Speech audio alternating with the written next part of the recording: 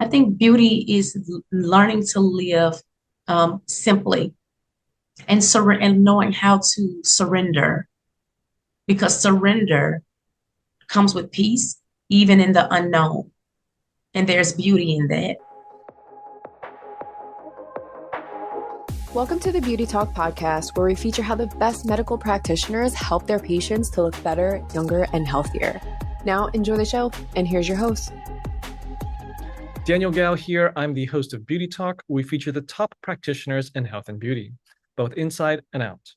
I have Dr. Crystal DeBerry, who possesses more than 17 years of progressive experience in the behavioral health and social services field. Dr. DeBerry is the innovator of the IFAM Connect app, founder of Indomitable Families Affected by Incarceration, and owner of De Novo Clinical Strategies, an outpatient mental health agency in Memphis, Tennessee. Dr. DeBerry has experience working with families, adults, youth, and couples.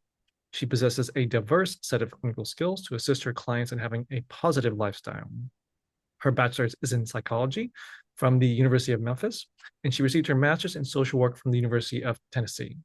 Her doctorate is in social work from the University of Southern California.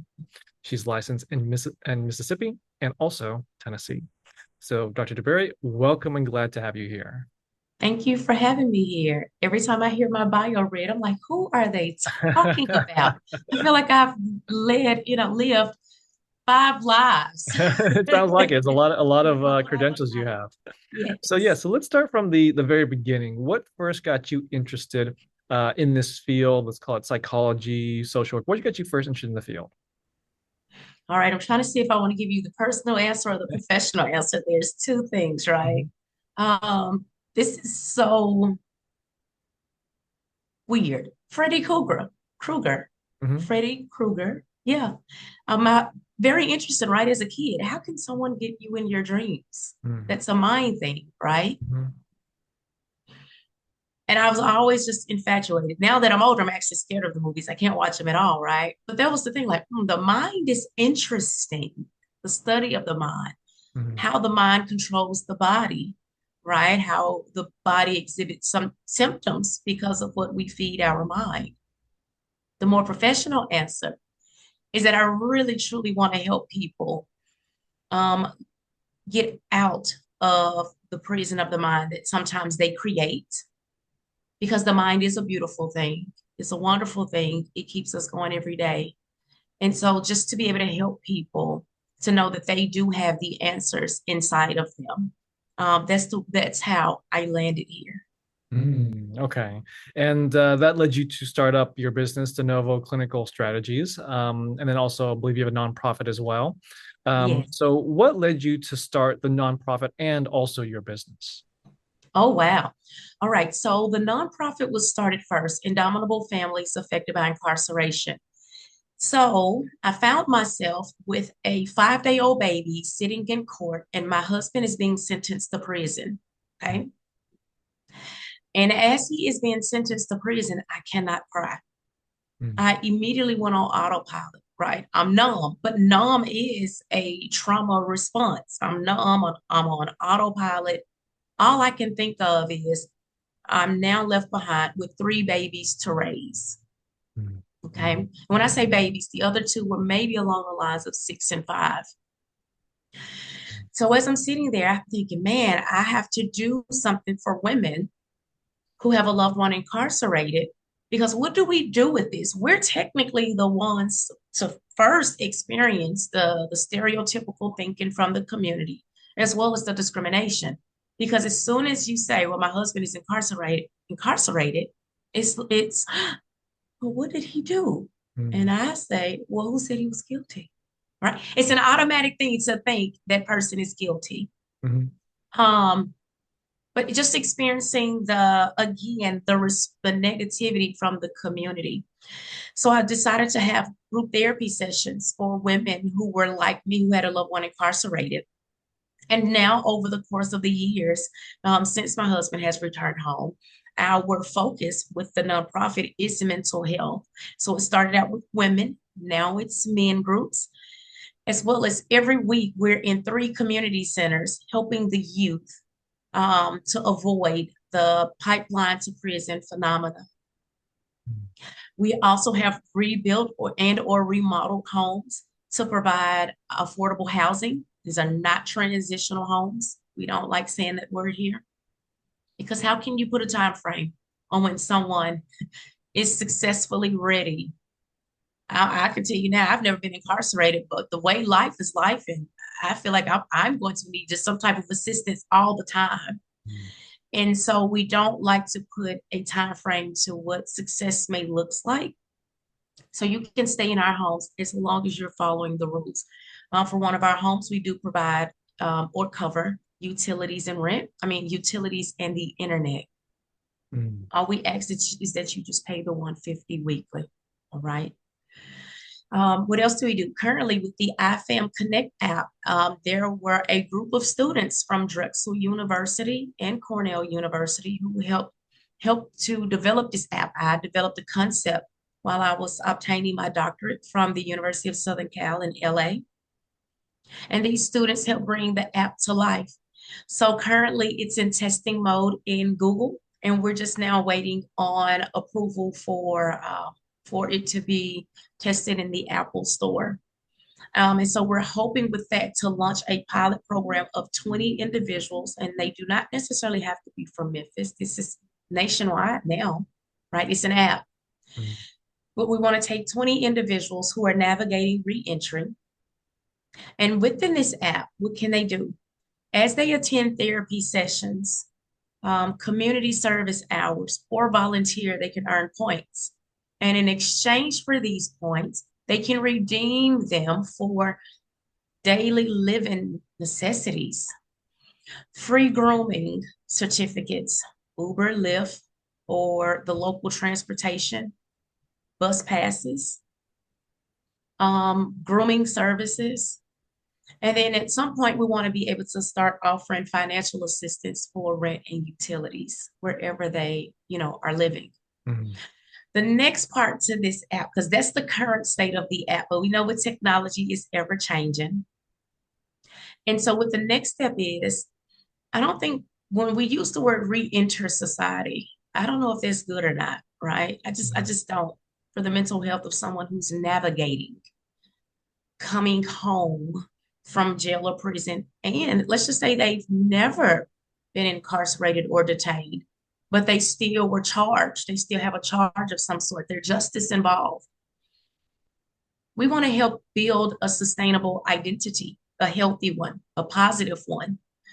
So the next stage for the app is to actually create modules in which we set benchmarks to be able to measure if our participants are actually building or rebuilding an identity that helps them to thrive if they are justice involved.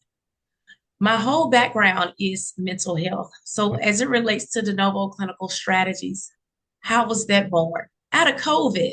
Mm. My nonprofit started in 2014. I thought that was it. But what I saw was an increase in African Americans seeking therapy. And so I felt like there was a call to action with de novo, new clinical strategies. De novo means new. Mm. And so when I saw that in my community being in Memphis, I said, all right, let me take a stab at this outpatient mental health facility gig, right? I did not see it still lasting this long. But I love all of my clients. Our clientele is actually very diverse for us to be in a city that's predominantly Black. So yeah, mental health is always been my background. Mm. Okay. And so when it comes to de novo, introduction, I mentioned that you work with individuals, you work with couples, you work with families, and even youth. So, what would you say is kind of the most common situation that people come to you for? Is it something where it's trauma? Is it depression? Is it what's the common situations? I would say setting boundaries. I think the most common diagnosis is anxiety. Mhm. And it's because we're feeling overwhelmed. We also create invisible finish lines. as it relates to life and the milestones that we feel like we should be married by this time. We should have kids by this time. I should be further along. Those are invisible finish lines, Mm, right? And that creates anxiety mm, because who said you had to, one, do any of those things? mm, And then two, let alone put a time stamp to it of mm, when it has to be done. And then boundaries, because then not only do we set invisible finish lines for ourselves, we don't know how to say no to people.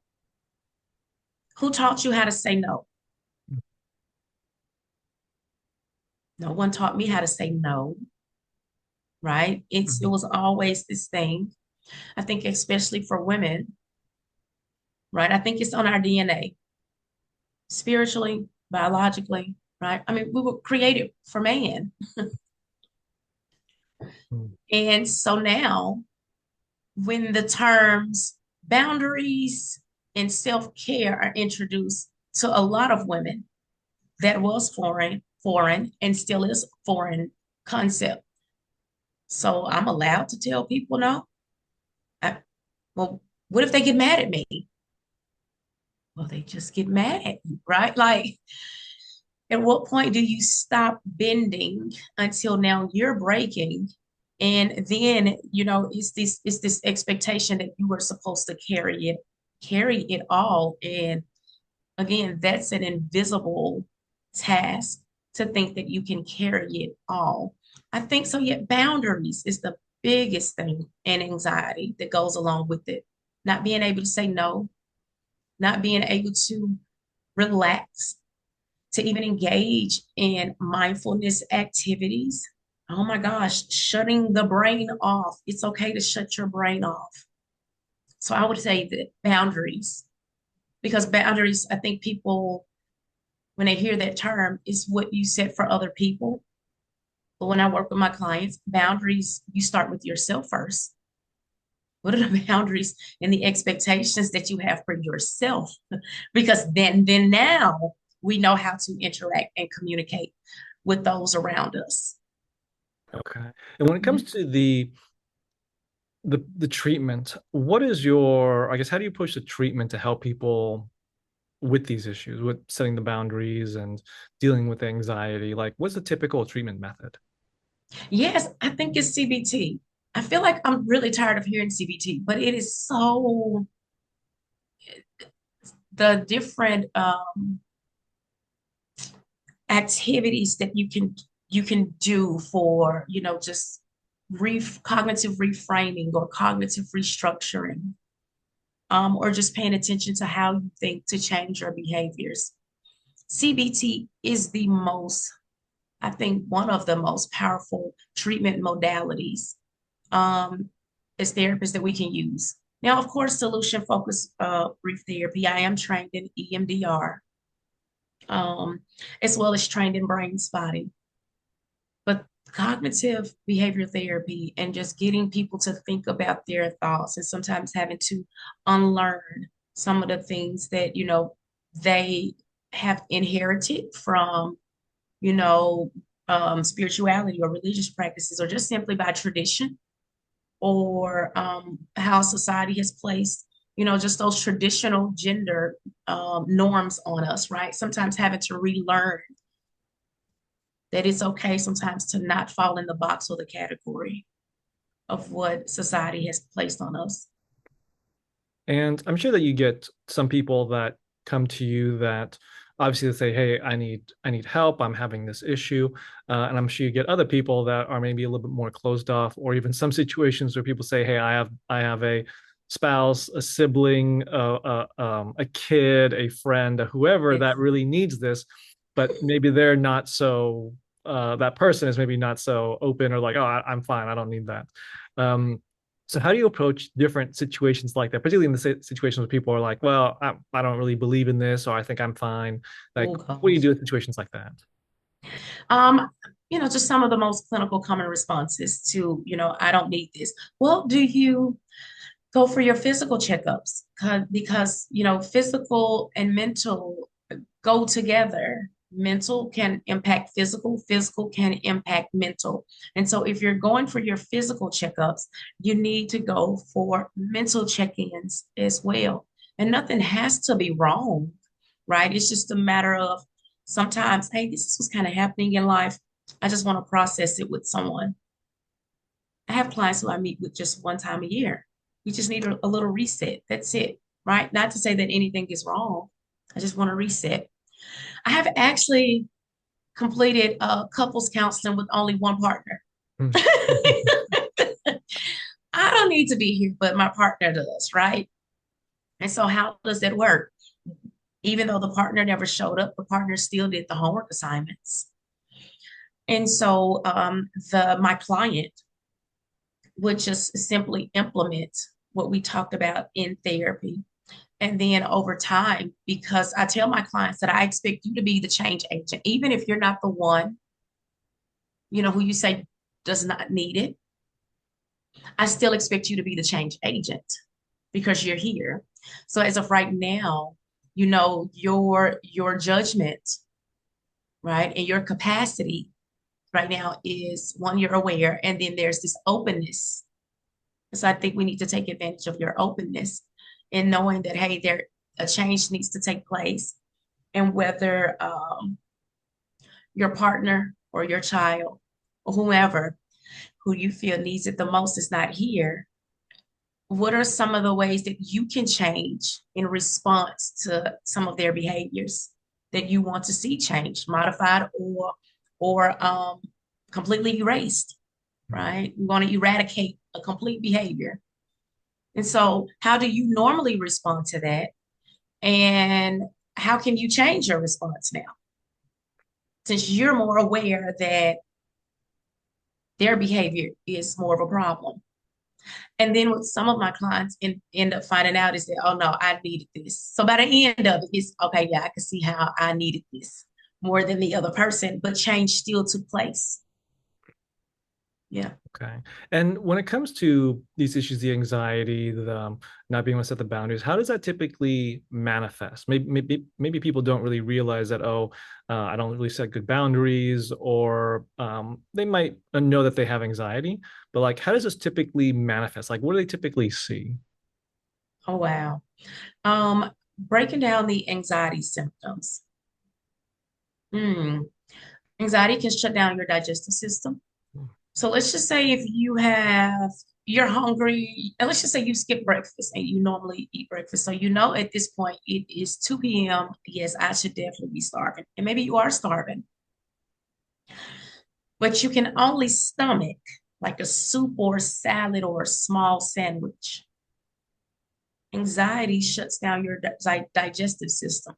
I know I should be hungry, but how come I can't eat right now? Mind racing, thoughts, being on a mental loop about the same thing over and over again. Just really truly feeling like I can't manage all of this.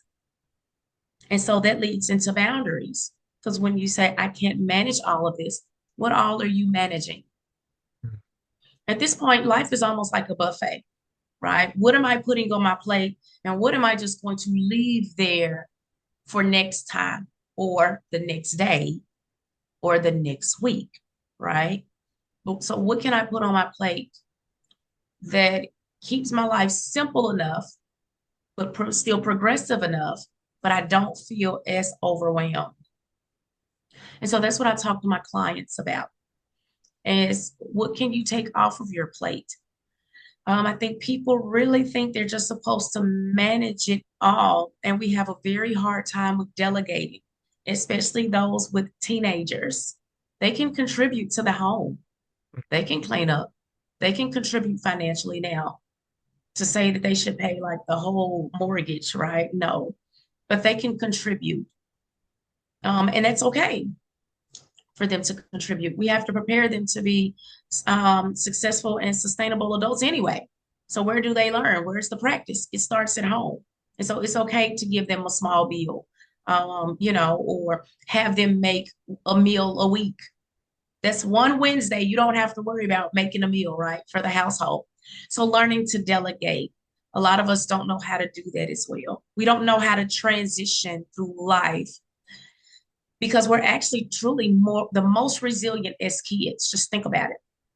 As children, we have the least amount of control with life. And all we do is, oh man, I can't wait to be an adult. I can't wait to be grown. And then we get grown and we lose our resiliency. And then my life is falling apart. When technically it's not. We ask for this. We ask to be grown, right? But it's something about when we become adults, we lose our resiliency. And how do we go back and find it? And a lot of times it is some of the things that we did in childhood that we forget to do. And so I try to remind my clients, put those coping skills back on your plate. If you used to love going outside, go outside. If you used to, if you love to color as a child, go color. If, collecting rocks was your thing, go collect rocks again, right? Reading. A lot of the answers I feel like for anxiety is in childhood, but we've put so many things on our plate. We don't know how to say no. We don't know how to take things off of our plate. And then we don't know how to put the healthy things on our plate.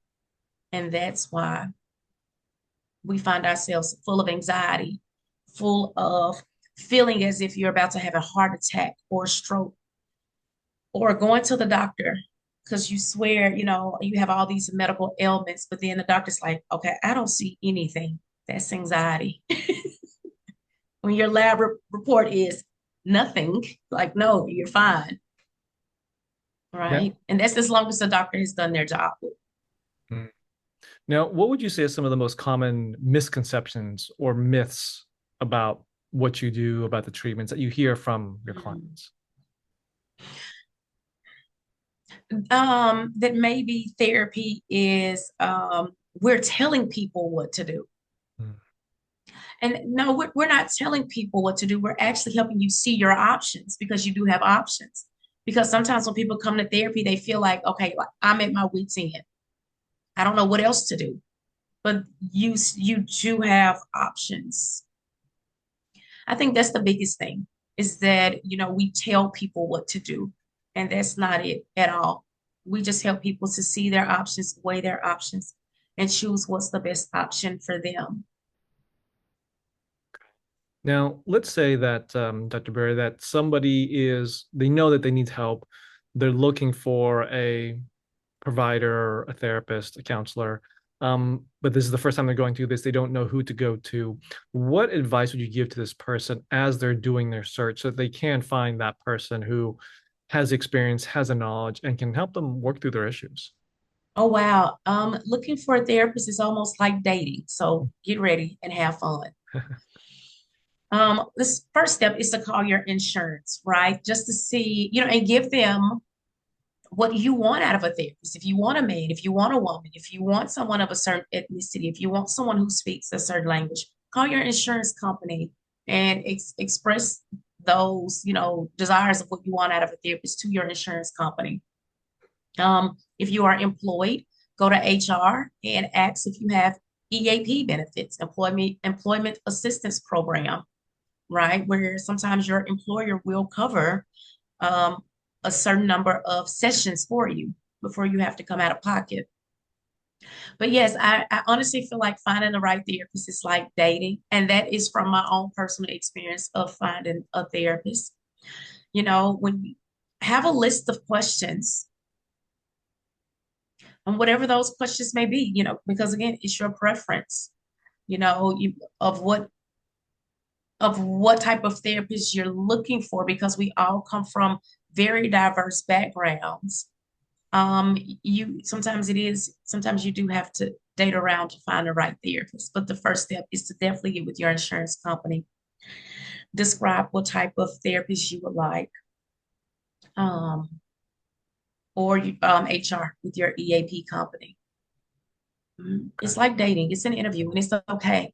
Because if you found a good therapist, they should be okay with you asking those questions because their relationship is reciprocal. Okay. Now, where do you think the future of mental health and the treatment is going?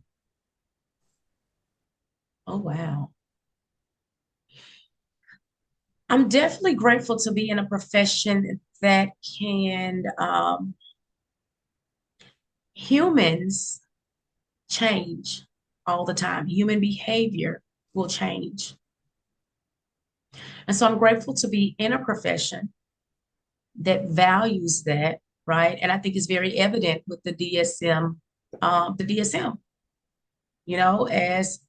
as we see certain symptoms or another cluster of symptoms that maybe require a diagnosis, we are able to change the DSM and put those things in, or take certain diagnoses out that may no longer apply, right? Or certain diagnoses that were very discriminatory, right? I value that about my profession, that we do that. Um, so as far as different treatment modalities that have come about, again, EMDR, brain spotting, I think those things are wonderful, to be able to make sure that we're able to service a very diverse, basically service our communities. Our communities are very diverse. So being able to equip us, right, clinically train us to be able to manage all of the different symptoms that our communities are displaying, I think is really good. I love it. Okay. Well, Dr. DeBerry, I have one last question for you, but before I ask it, I do want to point people to your website at thedrcdeberry.com. Yes. Yeah. Now, last question for you. What does beauty mean to you? Mm. Oh my gosh, I don't want to sound like everyone else and say authentic, right? Just being your authentic self. I think beauty is learning to live simply, and knowing how to surrender, because surrender comes with peace, even in the unknown, and there's beauty in that. So I think that's what beauty means to me. Learning to live simply and learning to surrender. Okay. Well, there you have it. Dr. DeBerry sharing her expertise. So, Doctor, where can people contact you if they want to learn more about what you do and how you help people? Yes, my website that you stated earlier.